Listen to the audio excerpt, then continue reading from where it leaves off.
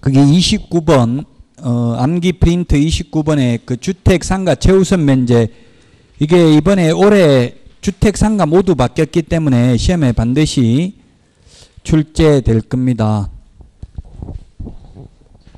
근데 이게 좀 헷갈려 하시는 분들이 많이 계시는데 한 번만 그러면 더 정리를 하면, 주택 먼저, 주택하고 상가가 있는데 주택을 보면 주택은 간단하죠. 서울인 경우에는 이게 1억이었는데 1억 1천만 원으로 지금 아직 공포는 오늘은 확인 안 해봤는데 어제까지는 공포는 안 된 것 같은데 법무부에 전화해서 제가 물어보니까 입법 예고된 내용하고 바뀐 게 없다더라고요. 공포할 내용 그대로 된 확정된대요. 올해 시험에 나옵니다. 그러면 1억에서 1억 1천이었죠. 나누기 3을 하면 얼마까지? 암기 프린터 지금 이거 바뀐 거 입법 예고된 거 돼 있잖아요. 지금 29번에 3,700만 원까지 최우선 면제를 받고요. 그 다음에 과밀억제권역은 8천에서 1억으로 바뀌었다고요. 올해 8월 달부터 지금 바뀔 예정입니다. 늦어도 9월 달에는 바뀌니까 이번 시험에 반영된다고요. 1억 이하인 경우 나누기 3을 하면 얼마까지? 3,400만 원까지.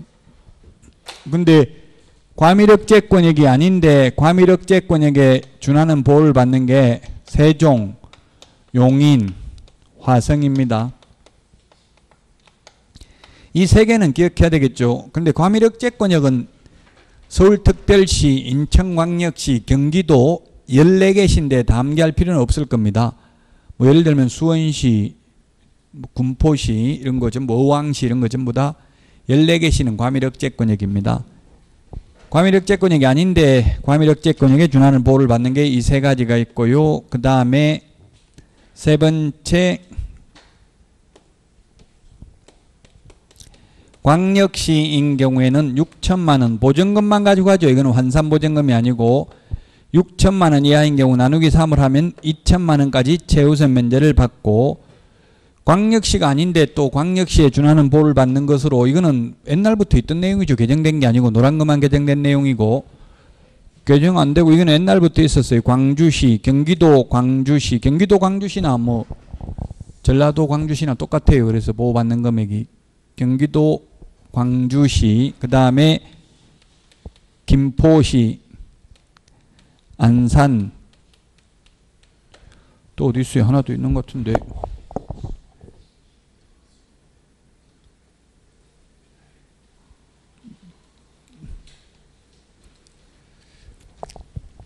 광주, 파주가 이게 파주가 신설됐습니다. 파주가 중요한데 파주를 빼먹었네요. 파주가 이번에 신설됐습니다. 파주가 광역시에 준하는 그 노란 걸로 적은 거 이것만 올해 지금 신설됐다고 8월 달에 중요합니다. 그래서 파주가 집값이 많이 올라갔나 봐요. 남북 화해 무드를 타고. 자, 그 다음에 기타 지역은 5천만 원 이하인 경우 나누기 3을 해서 1,700만 원까지 최우선 면제 받습니다. 그러면 만약에 광역시에서 보증금 1,000만 원에 월세가 50만 원이 있습니다. 월세 50만 원. 월세가 50만 원입니다.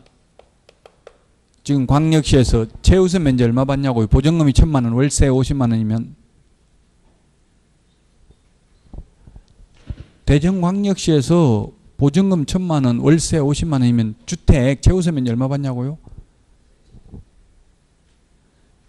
1,000만 원 받죠. 1,000만 원. 2천만 원까지 받는데 지금 내놓은 돈이 1,000만 원밖에 없으니까 1,000만 원밖에 못 받는다고요. 실제 타는 돈은 보증금 범위 내에서만 받는다고요. 기준이 되는 금액도 보증금만 기준이에요. 월세는 포함 안 해요. 주택은 보증금만 가져야죠. 그 다음에 상가를 보겠습니다. 상가는 지금 주택하고 달리 하나가 더 있어요. 6억 천 이런 말이. 6억 천. 이건 환산보증금입니다. 환산보증금이란 보증금 더하기 월세 곱하기 100이죠. 보증금 더하기 월세 곱하기 100을 합니다. 이게 환산보증금입니다. 환산보증금이 6억 1천, 그 다음에 과밀억제권역은 600이 1은 5억, 그 다음에 광역시 기타 지역이 있는데 광역시는 3억 9천, 3구는 27, 그래서 2억 7천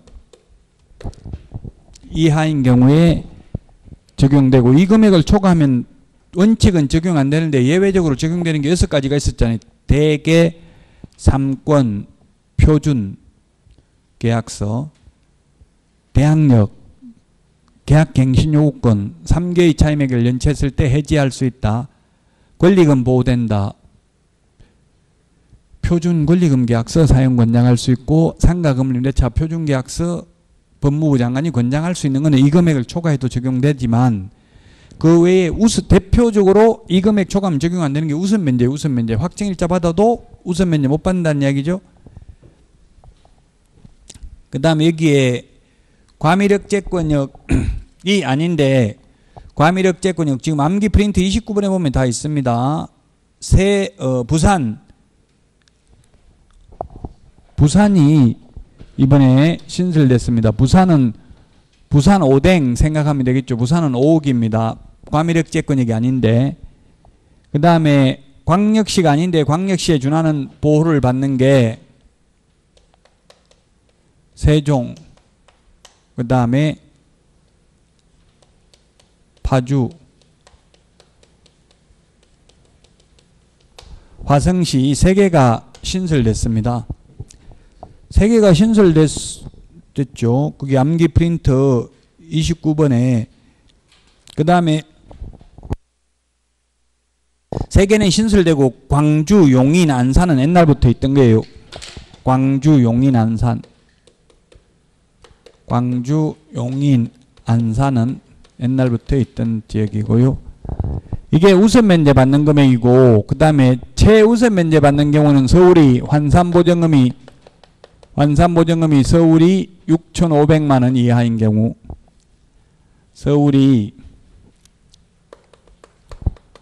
6,500만 원 이하인 경우 나누기 3을 해서 2,200만 원까지 최우선 면제를 받고요.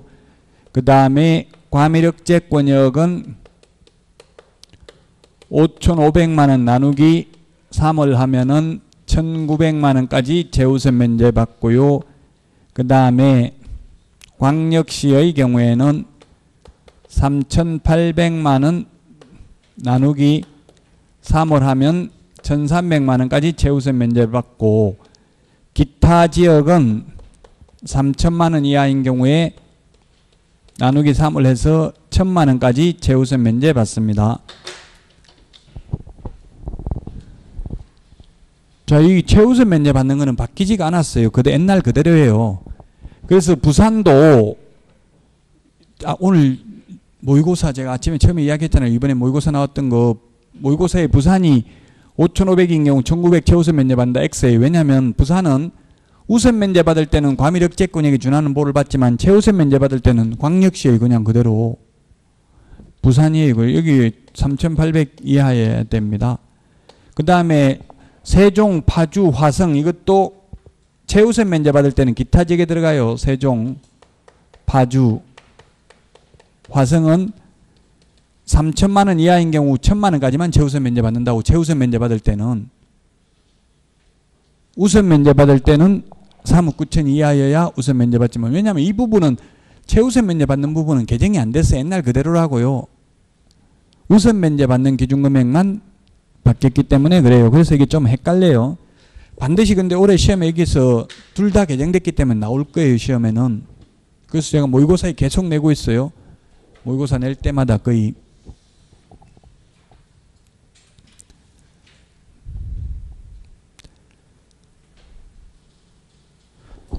광주, 용인, 안산은 광역시에 들어가 옛날 그대로니까.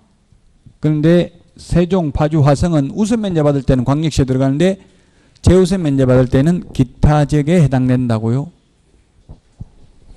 암기 프린트 29번에 있는데 이해되시죠?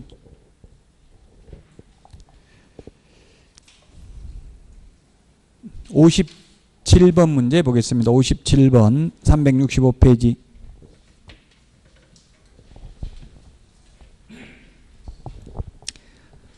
틀린 것은 했는데 개업공개사 갑이 상가금 임대차 보호법 적용을 받는 을 소유 건물의 임대차 계약을 중개하면서 임대인 을과 임차인 병에게 설명한 내용으로 틀린 것은 을과 병이 1년 미만으로 임대차 기간을 정한 경우 병은 임차인은 그 기간의 유효함을 주장할 수 있죠. 니은 병이 2기의 차임액에 해당하는 금액에 이르도록 차임을 연체한 경우 을은 을에게 계약갱신을 요구하지 못한다. 2기가 아니라 3기입니다. 3기. 3기. 암기 프린트 30번 맨 밑에 보면 3기의 차임액을 연체했을 때 세 가지가 있죠. 3개의 차임액을 연체하면 계약갱신 요구하지 못합니다. 2기라고 해서 틀렸습니다. D것에 보면은 병은 임차권 등기 명령의 신청 및 그에 따른 임차권 등기와 관련하여 지출한 비용을 을에게 청구할 수 있다. 예, 청구할 수 있습니다. 임차인은 임차권 등기 명령과 관련하여 소요된 비용, 인지대 이런 걸 임대인한테 돌려달라 할 수 있습니다.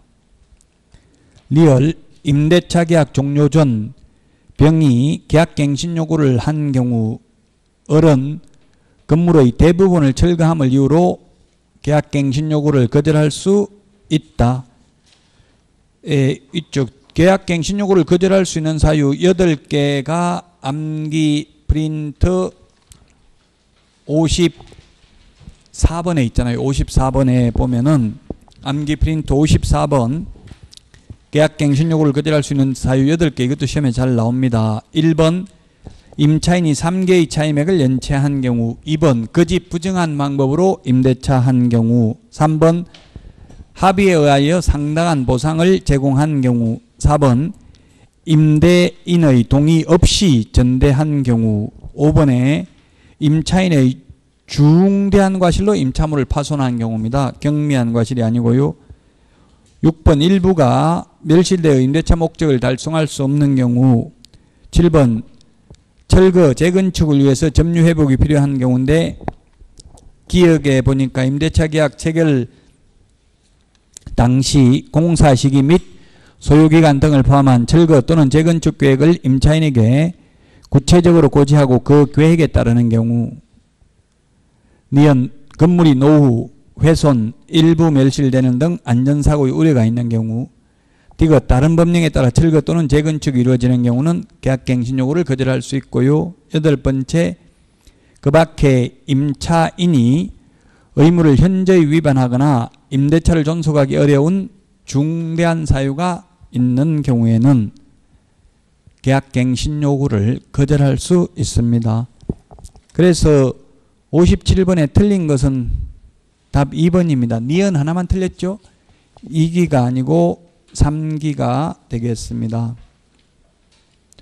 지금 58번도 보증금 5천, 월차임 100만원이면 환산보증금 얼마예요? 6억이죠. 6억. 6억이네요.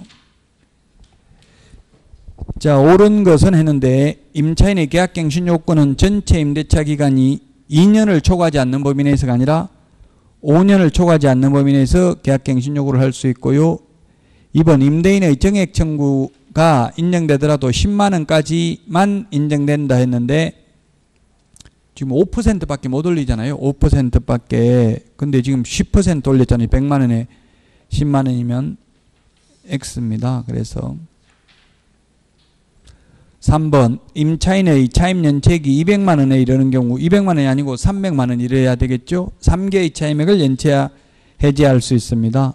틀렸고 4번 서울특별시에 있을 경우에는 2,500만원 다른 담보물권자보다 우선 면제, 이 말이 바로 최우선 면제죠.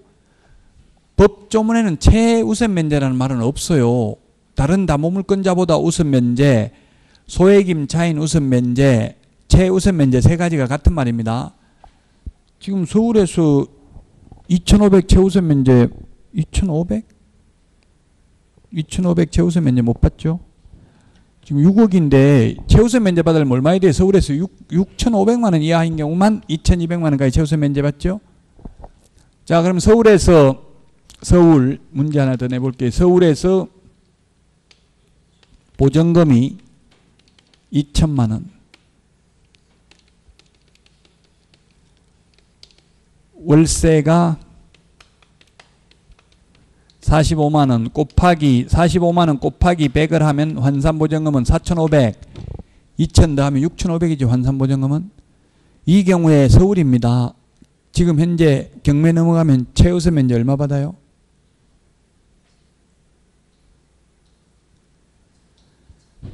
최우선 면제는 2천만 원 받죠.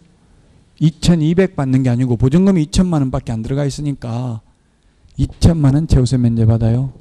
근데 지금 이거는 뭐 보증금이 환산보증금 6억인데 최우선 면제 한 푼도 못 받죠. 58번 문제 5번이 답입니다. 58번에 그래서 5번 임차인이 임대인의 동의 없이 건물의 전부를 전대한 경우 임대인은 임차인의 계약갱신 요건을 거절할 수 있다. 앞에서 말씀드렸습니다.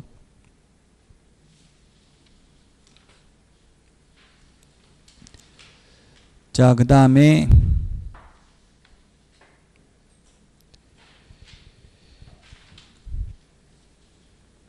60번 문제 보겠습니다. 60번 틀린 것은 했는데 1번 임차인의 대항력은 건물의 인도와 부가가치세법, 소득세법 또는 법인세법에 따른 사업자 등록을 신청하면 그 다음 날부터 생긴다. 예, 대항력은 다음 날부터입니다. 주택이든 상가든 모두. 2번 보전금의 전부 또는 일부를 월 단위 차임으로 전환하는 경우에는 그 전환되는 보전금의 금액에 은행법에 따른 은행의 대출금리 및 해당 지역의 경제여건 등을 고려하여 대통령령이 정하는 비율인 1할과 한국은행에서 공시한 기준금리에 대통령령이 정하는 배수인 4배, 4배를 곱하는 게 아니라 플러스 더하기 3.5%죠. 기준금리 더하기 3.5% 중에서 낮은 비율을 곱한 월차임의 범위를 초과할 수 없습니다.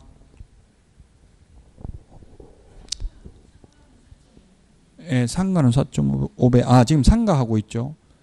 제가 말 잘못했네요. 지금 주택으로 장가하고 4.5배죠. 4배가 아니고 4.5배. 어쨌든 틀리긴 틀렸는데 주택은 기준금리 더하기 3.5%, 상가는 기준금리 곱하기 4.5배.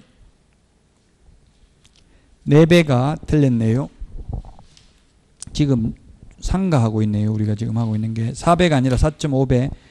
그래서 2번이 틀렸고요. 3번 임대차가 종료한 경우에도 임차인의 보전금을 돌려받을 때까지 임대차 강인 존속하는 것으로 보고요. 4번 임차인이 임대인의 동의 없이 목적 건물의 일부를 전대한 경우 임대인은 임차인의 계약갱신 요구를 거절할 수 있다. 동의 없이 했기 때문에. 5번 이 법은 일시사용을 위한 임대차임이 명백한 경우 주택, 상가 모두 적용되지 않는다고 했죠. 62번 보겠습니다. 62번 그 정액 청구는 주택이든 상가든 정액 청구는 5%, 100분의 5.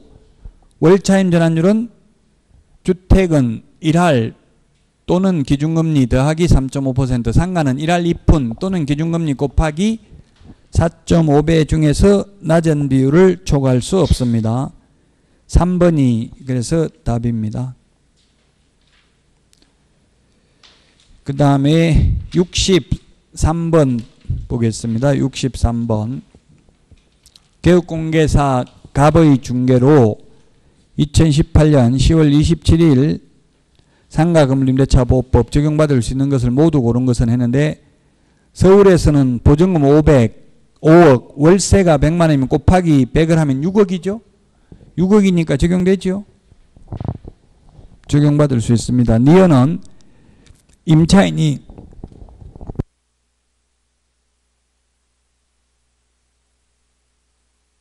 인천광역시 강화군인 경우에는 강화군은 뭐 인천은 특이하게도 인천은 과밀억제권역에 해당되고요.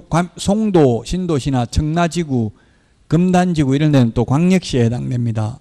그리고 옹진군, 강화군은 기타지역에 해당됩니다. 인천광역시는. 그래서 기타지역에 해당되니까 인천광역시의 경우는 2억 7천 환산보증금이 2억 7천 이하인 경우 적용되겠죠. 그 지금 환산보증금이 이거 얼마입니까? 강화군 2억 5천만 원 더하기 월차임 50만 원 곱하기 100 하면 3억이죠. 적용 안 되죠. 그래서 환산보증금이 39, 27, 2억 7천 이하인 경우만 적용되잖아요. 2억 7천. 그 3억이라서 적용 안 된다. 우선 면제 같은 거 못 받는다 이 말이에요. 물론 예외적으로 6가지는 적용된다고 했죠. 대개, 삼권, 표준, 디귿, 임차인이 경상남도 창원시 소재의 상가 건물 보증금 3억. 창원이 어디에 해당돼요? 기타지역이죠. 기타지역이니까 3억이면 적용돼요? 안 돼요? 39, 27, 2억 7천 이하인 경우 적용되니까 디귿도 적용되지 않습니다. 예외적으로 적용되는 게 6가지가 있기는 하지만 원칙적으로 적용 안 된다고요. 리얼, 임차인이 경기도 수원시 소재 상가 건물 보증금 5억 임차한 경우 적용됩니다. 수원은 과밀억제권역이니까 5억 이하이면 적용되죠. 답 2번입니다.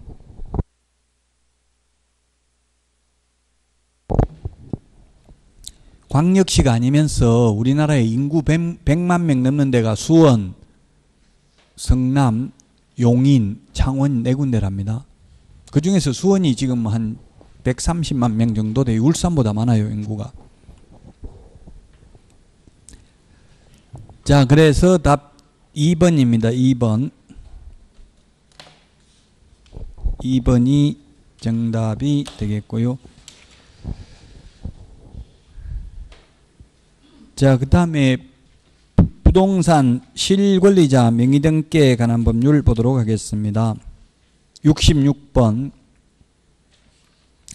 부동산 실권리자 명의등기에 관한 법률 민법에서 한 문제 반드시 나오겠죠. 66번은 지금 계약명의신탁입니까? 이게 등기명의신탁입니까?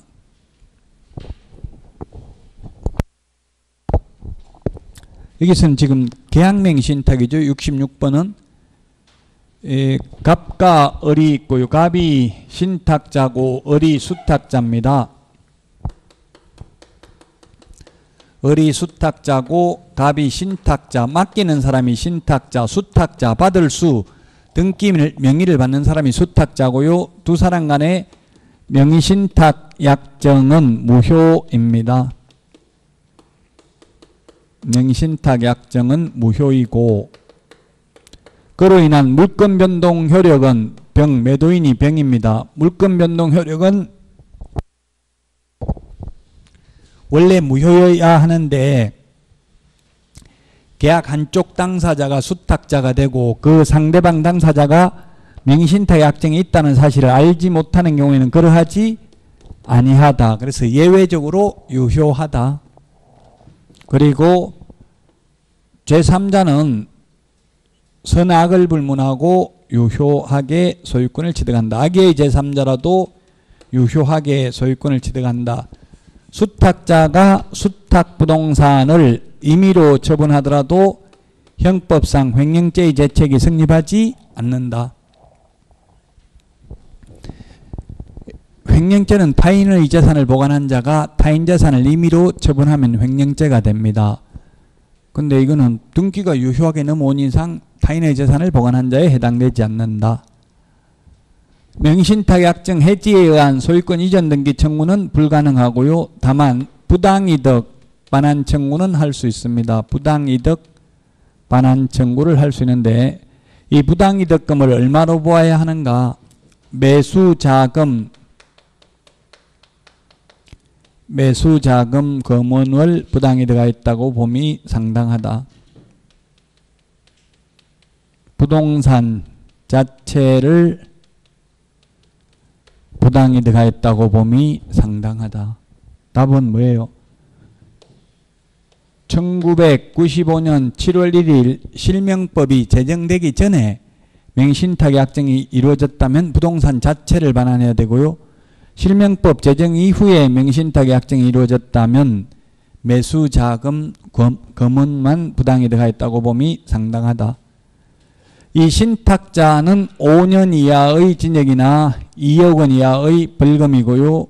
수탁자는 3년 이하의 징역이나 1억 원 이하의 벌금에 처합니다. 자, 그러면 문제 보겠습니다. 66번. 갑과 을의 위 약정은 무효이다. 예, 맞습니다. 갑과 을의 맹신탁 약정은 무효입니다. 갑과 을이 위 약정을 병이 알지 못한 경우라면 그 약정은 유효하다. 맹신탁 약정은 무조건 무효죠. 무조건 무효는 아닌데 이게 병이 알았다 하더라도 몰랐다 하더라도 이거는 무효입니다. 다만 맹신탁이 예외적으로 유효한 경우는 뭐냐면 배우자, 종중, 종교단체 맹신탁의 경우에는 조세포탈, 강제집행의 면탈, 법령상 제한의 회피를 목적으로 하지 않는 경우는 유효합니다. 근데 그렇지 않기 때문에 이는 무효고요. 알았다 하더라도 디귿의 갑과 을의 위 약정을 병이 알지 못한 경우 갑은 X 토지의 소유권을 취득한다. 갑이 취득하는 게 아니라 을이 취득하죠. 이게 등기가 유효하니까. 그래서 디귿 들렸고 리얼 갑과 을의 위 약정을 병이 안 경우에 을로부터 X 토지를 매수하여 등기한 정은 그 소유권을 취득하지 못한다. 정 제3자가 정이에요. 여기서 정 제3자는 선악을 불문하고 유효하게 소유권을 취득하죠. 악의 제3자라도 유효하게 소유권을 취득합니다. 그래서 1번이 정답이 되겠습니다.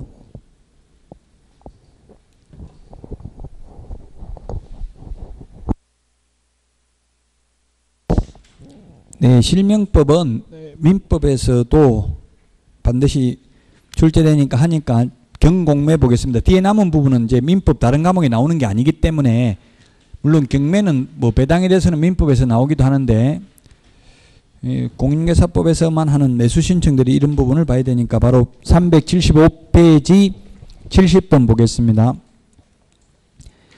1번 경매는 매각 방식이 세 가지입니다. 세 가지. 경매 한 문제 반드시 나오는데요. 기출문제 위주로 볼 수밖에 없어요. 이거 민사집행법이 워낙 방대하기 때문에 제대로 공부할 수가 없어요. 한 문제 보고 지금 전혀 안 되는데 계속 할 수는 없잖아요. 자, 그래서 매각 방식이 세 가지다. 호가, 경매, 기일 입찰, 기간 입찰 세 가지다. 이론적으로는. 현실적으로는 99%가 기일 입찰만 하고 있고요. 호가, 경매는 사실상 하지 않고 있습니다. 부동산에 대해서는. 그러나 법조문에 이렇게 매각 방식이 세 가지라고 되어 있어요. 자, 그래서 1번 맞고요. 2번 강제경매 신청을 기각하거나 각하하는 재판에 대해서는 즉시 항고할 수 있다. 예, 즉시 항고할 수 있습니다. 명령이나 결정에 불복하는 것을 항고라고 하죠. 1심 판결에 불복하는 것을 항소라고 합니다. 항소. 각하라는 건 아예 심사 대상이 되지 않는 걸 각하라고 하죠. 자, 그 다음에 3번 경매 개시 결정을 한 부동산에 대하여 다른 강제 경매 신청이 있는 때에는 법원은 뒤의 경매 신청을 각하해야 된다. 이게 작년에 시험에 출제됐는데 작년 시험에 안 배운 게 두 문제 나왔어요. 이것도 안 배운 거예요. 굉장히 어렵죠. 자, 근데 민사집행법 87조에 보면 강제 경매 절차 또는 담보권 실행을 위한 경매 절차를 개시하는 결정을 한 부동산에 대하여 다른 강제 경매 신청이 있는 때에는 법원은 다시 경매 개시 결정을 하고 먼저 경매 개시 결정을 한 집행 절차에 따라 경매를 한다라고 되어 있습니다. 민사집행법 87조에. 근데 작년에 이게 시험에 출제됐는데 아무도 작년에 이걸 강의한 사람은 없었습니다. 그래서 저한테 안 배운 게 최대 4문제까지는 나올 수 있어요. 제가 90%까지는 책임집니다. 그러나 4문제 정도는 사이드에 있는 거 난이도 조절을 해서 듣도 보도 못한 걸 낼 수도 있다고 실무에 내버리면 민사집행법이 330개 조문이에요. 다 할 수가 없어요. 답이 3번입니다. 4번 경매 신청이 취하되면 압류 효력은 소멸합니다. 경매 신청 기입 등기되면 압류 효력이 발생하고 취하라는 건 우리 고소 취하처럼 신청한 사람이 스스로 포기하는 걸 취하라고 하죠. 그럼 압류 효력은 당연히 소멸되고요. 5번 매각 허가 결정에 대해서 항고를 하고자 하는 사람은 보정으로 매각 대금의 10분의 1에 해당하는 금전 또는 법원이 인정한 유가증권을 공탁해야 된다. 10분의 1 암기 프린트 56번 맨 마지막에 보면 우리 책 맨 뒤에도 보면 이게 암기 프린트 있죠. 10분의 1에 그게 경매에서 가장 시험에 많이 나온 게 10분의 1에 동그라미 1번하고 동그라미 3번이에요. 즉 매수보증금은 동그라미 1번 최저 매각 가격의 10분의 1. 그 다음에 동그라미 3번 항고보증금은 매각 대금의 10분의 1입니다. 자, 그래서 답은 3번인데, 자, 그러면 5번을 조금 더 보면, 만약에 최저 매각 가격이 9천만 원, 우리 경매는 완전 자유 경쟁 매매는 아닙니다. 제한 경쟁 매매입니다. 즉 최저 매각 가격이라는 걸 정해요. 그게 시세예요. 시세. 감정평가사가 평가한 금액이에요. 자, 여기서부터 이 금액보다 높게 써낸 사람 중에서 1등 뽑겠습니다. 이렇게 하는 거라고요. 그래서 1등 하려고 1억을 써냈습니다. 1억을 써내면 옛날에는 자기가 써낸 금액 입찰가의 10%를 보증금으로 냈는데 지금은 최저 매각 가격이 10%인 900만 원을 보증금으로 내고 그러면 나머지 잔금이 9,100만 원이 남았습니다. 그래서 차순위 매수 신고하려면은 이 뒤에 문제 있습니다만 최고가 매수 신고인이 신고한 금액에서 그 매수 보증금을 뺀 금액 이상 써낸 때에만 차순위 매수 신고를 할 수 있습니다. 자, 그래서 만약에 1억에 매각 허가를 했는데 매각 허가 결정을 했는데 이게 불복해서 항고를 하려면 이 매각 대금의 10%를 보증금으로 내야 되고요. 만약 그래서 항고가 기각되면 인용되지 않으면 채무자 소유자의 경우에는 이 항고 보증금을 몰수해서 배당재단에 편입하고 안 돌려줍니다. 채무자 소유자 이외의 자가 한 항고가 기각되면 대법원 규칙이 정한 이율에 의한 이자 빼고 나머지 금액만 돌려줍니다. 그 이자가 옛날에는 2002년도 25%였는데 지금은 15%로 바뀌었어요. 개정됐어요. 15% 1억에 대해서 15% 하면 얼마예요? 1년에 이자가 1,500만 원 나누기 365일 하면 하루 이자가 되겠죠? 하루 이자가 하면 아마 4만 2천 몇백 원 이렇게 될 수 있어요. 그러면 계산기 없으니까 그냥 4만 원이라고 보고요. 그럼 고등법원에 갔다가 다시 돌아오는데 걸리는 시간이 며칠이 될지는 알 수가 없어요. 원래 1심 판결은 원칙적으로 6개월 안에 구속기간 6개월이잖아요. 6개월 안에 못 끝내면 석방해야 되죠. 아니면 또 다시 그래서 뭐 여러 개 죄를 지으면 다시 또 구속할 걸 감안해가지고 다 기소를 안 하는 경우도 있더라고요. 그래서 만약에 90일 보통 통상 석 달은 걸려요. 고등법원에 갔다 다시 돌아오는데 왜 이렇게 항고보증금을 공탁하도록 하느냐 하면 고의로 경매 절차를 지연시키는 것을 방지하기 위해서 그래요. 만약에 우리 학원 건물 이게 경매 넘어간다고 치면 월세 내겠어 안 내겠어요? 세입자들은? 월세 안 내고요. 관리비도 안 냅니다. 심지어. 그럼 관리비 안 내면 막 전기 끊고 물을 끊는다 막 이런 식으로 나오면 임차인들끼리 모여가지고 우린 관리비는 내자 그래도 이렇게 해가지고 관리비 안 내버리면 뭐 전기 공급도 안 될 수도 있고 그렇잖아요. 그 월세는 당연히 안 내요. 주인이 월세 달라고 하면 뭐라고 하겠어. 지금 내 보증금 떼기 생겼는데 보증금에서 깔아. 아니면 물론 시험에 나오면 보증금에서 까라는 이유로 까라 이렇게 하고 안 주면 안 되지만 현실적으로 줄 사람 아무도 없죠. 지금 경매 넘어갔다는 소리 들리면. 그래서 몇 달 동안 최소한 석 달은 그냥 장사할 수 있다고 월세 안 내고 그래서 무조건 항고를 했다고. 옛날에는 이게 항고 보증금을 안 받았었어요. 초창기 때는. 그러다 보니까 무조건 항고해가지고 경매 절차를 지연시키는 거예요.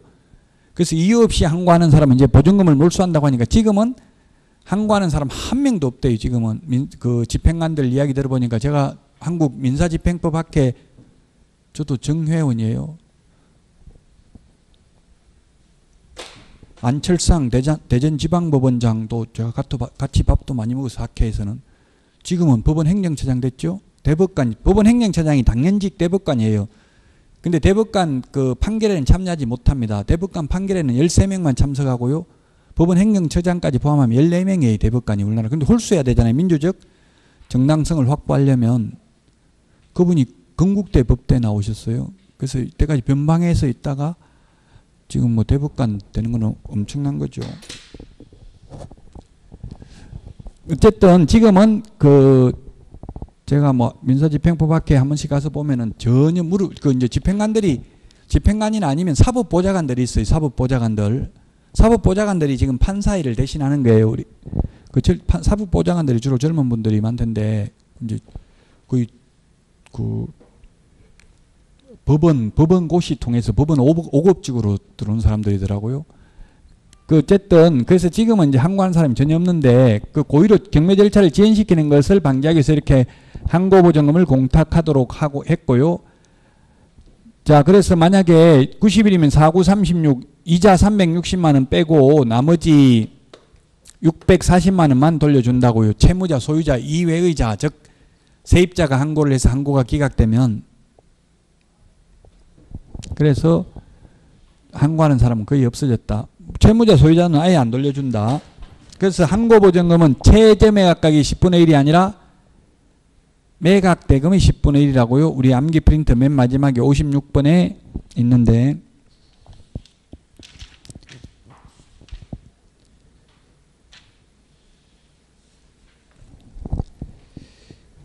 그 74번 문제 보겠습니다. 74번.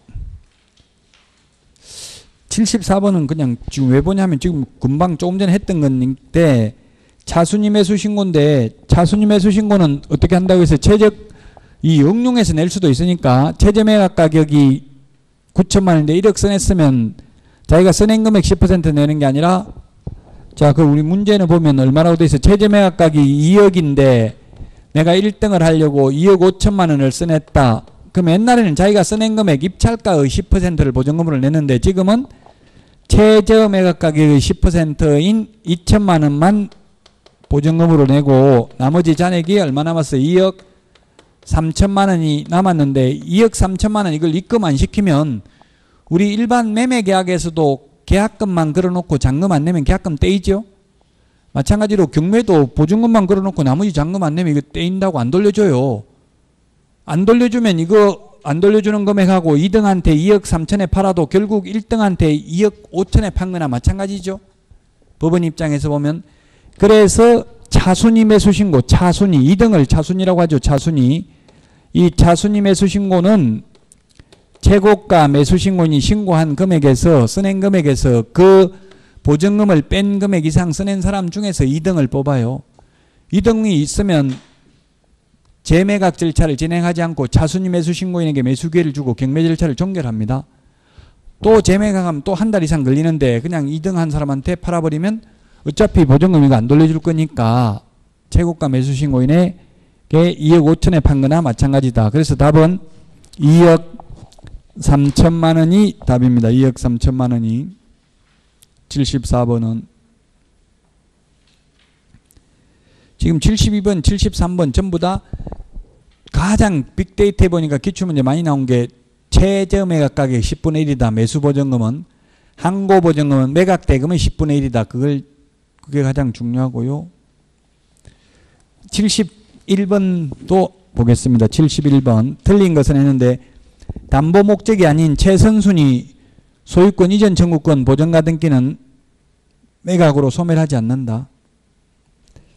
예, 맞습니다. 경매가 좀 어려운데요. 권리 분석이 가장 중요하겠죠. 사실 경매해가지고 돈 벌려고 하는 거니까. 소재주의, 인수주의 이런 말을 씁니다. 소재, 삭제된다. 무조건 삭제되는 게 뭐가 있느냐 하면 경매 넘어가면 5개가 있습니다. 근저당권, 그 다음에 저당권, 그 다음에 담보가등기. 조금 전에 문제는 담보가등기가 아니라 보전가등기라고 했죠. 순위 보전 효력이 있는 담보가등기. 그 다음에 가압류, 압류. 이거는 무조건 말소됩니다. 무조건 말소된다는 것은 그냥 말소시키는 게 아니라 순위에 따른 배당은 해줍니다. 배당을 해주니까 말소를 시키는데요. 유치권자는 배당 우선 면제권이 없죠. 그래서 유치권은 물권인데 우선 면제권도 없는데 그냥 무조건 말소시키면 안 되기 때문에 유치권은 인수됩니다. 분묘기지권도 배당 안 되잖아요. 분묘기지권자에게 배당 안 해주죠. 경매너무가도 배당을 안 해주는데 분묘기지권이 물권이잖아요. 그냥 없애면 안 되잖아요. 말소시키면. 그래서 분묘기지권도 인수됩니다. 인수된다는 말은 뭐예요? 산에 오래된 묘들이 있는 걸 경매로 낙찰받아도 그 묘를 강제로 이장 못 시킨다는 얘기에 경매 낙찰받았다 하더라도. 그 다음에 법정지상권.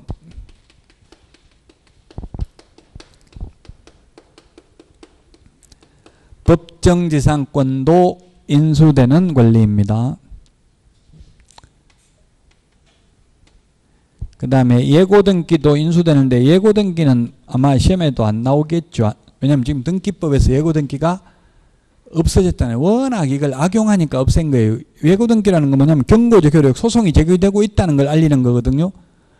그러니까 고의로 일부러 소송 제기하는 거예요. 소송 제기해놓고 출석을 안 하면, 당사자 출석을 안 하면 패소거든요. 민사소송 해놓고 제기해놓고. 그런데 일반인들은 소송 제기됐다고 하니까 무서워서 잘못하면 소송 제기됐다가 소유권이 뺏길 수도 있잖아요. 그럼 내가 낙찰받아도 소유권을 취득을 못할 수도 있죠. 소송해가지고 다른 사람이 소유자인데 엉뚱한 사람이 자기 물건도 아니면 그거는 소유권 뺏기는 거거든요. 그러니까 아무도 이때까지 수익률이 가장 높은 게 기네스북에 올라가 있는 게 예고등기된 부동산이에요. 예고등기되어 있다. 소송 제기되어 있다. 지금 다른 사람이 자기가 소유자라고 소유권 넘겨달라고 지금 소송하고 있다. 이러면 여러분들 낙찰 받겠냐고 불안해서 소유권 뺏길 수도 있는데 수익률 가장 위험한 게 수익률이 가장 높죠. 그 수익률이 가장 높은 게 지금 예고등기되어 있는 부동산이었어요. 과거 기네스북에 올라와 있는 거는. 그만큼 위험하다는 이야기예요. 예고등기 소송이 제기되고 있기 때문에 잘못하면 패소하면 뺏길 수도 있다. 소유권을. 그래서 이 말소되는 것 중에서 가장 앞서 있는 것을 말소 기준 권리라고 합니다. 말소 기준 권리. 오늘도 어떤 분이 인터넷에 질문을 올렸던데 이 말소 기준 권리보다는 뒤에 있고 그 다음에 이 2번 저당권보다 먼저 있는 대항력 갖춘 임차인 전입신고하고 이사했으면 이 사람은 경매 넘어가면 말소됩니까? 인수됩니까? 말소되죠. 즉 선순위 담보물권자에게는 대항할 수 없다고요. 이건 말소됩니다. 순위에 따른 배당만 받고. 자, 그래서 이 말소 기준 권리보다 앞서 있는 최선순위 권리 인수되는 게 뭐가 있느냐 하면은 이 무조건 말소되는 권리, 무조건 인수되는 권리 뺀 나머지 전세권, 임차권, 환매 등기, 가처분 등기, 소유권 이전 청구권, 보전가 등기, 지상권, 지역권 이런 거는 이 말소 기준 권리보다 선순위면 인수되고 말소 기준 권리보다 후순위면 같이 데리고 죽습니다. 말소 기준 권리가 죽으면서. 자, 그래서 문제를 보면 71번에 1번은 보전가 등기는 말소 기준 권리보다 앞서 있으면 인수되고 말소 기준 권리보다 뒤에 있으면 말소된다고요. 소멸하지 않는다. 맞습니다. 최선순위이기 때문에. 2번 저당권, 담보가 등기, 압류가 압류는 무조건 소멸하죠. 근저당 무조건 소멸. 3번 임차 건물이 매각되더라도 보증금이 전액 변제되지 않는 한 대항력이 있는 임차인은 소멸하지 않는다. 여기서 대항력이 있다는 말은 경매에서 대항력이 있으려면 말소 규정 권리보다 앞서 있는 임차인이어야 되죠. 4번 최우선 순위의 전세권으로서 가압류 채권에 대항할 수 있는 경우 이 말은 말소 규정 권리보다 앞서 있다 이 말이 최선순위 전세권이라 하더라도 배당 요구하면 말소됩니다. 왜냐하면 전세권은 배당 요구하면 무조건 배당을 다 받아요. 물건이기 때문에. 순순히 전세권이 배당을 다 못 받는다고 하면 누군가 후수인 경매 신청한 사람 다 못 받겠죠. 배당을. 다 못 받는 게 아니라 한 푼도 못 받겠죠. 왜냐하면 최선순위도 다 못 받았기 때문에. 그래서 경매가 진행되는 한 최선순위 전세권은 무조건 배당 다 받습니다. 만약에 최선순위 전세권이 있는데 이 사람도 배당을 다 못 받았다는 말은 누군가가 뒤에 경매 신청했을 거 아니에요. 경매 신청한 사람 한 푼도 못 받아가죠? 왜? 선순위 경매 배당은 선순위부터 주잖아요. 물건은. 그래서 이런 걸 무잉여 경매라고 합니다. 무잉여 경매. 강의할 때는 무잉여 경매라고 돼 있고 법조문에는 남을 가망이 없는 경매는 경매 절차를 취소해야 돼. 진행하면 안 돼요. 남 괴롭히려고 경매하는 것밖에 없잖아요. 자기한테 돌아오는 게 전혀 없는데. 그래서 경매가 진행되는 한 최선순위 전세권은 무조건 배당을 다 받기 때문에 배당 다 받았으면 말소돼야 되겠죠? 인수되지 않습니다. 배당을 다 받기 때문에.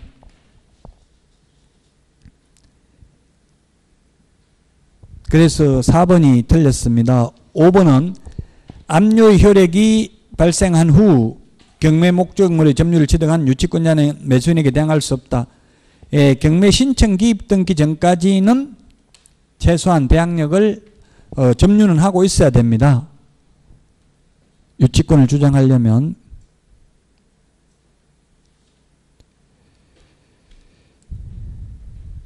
자, 여기까지 하고 쉬었다가 76번부터 보겠습니다. 76번.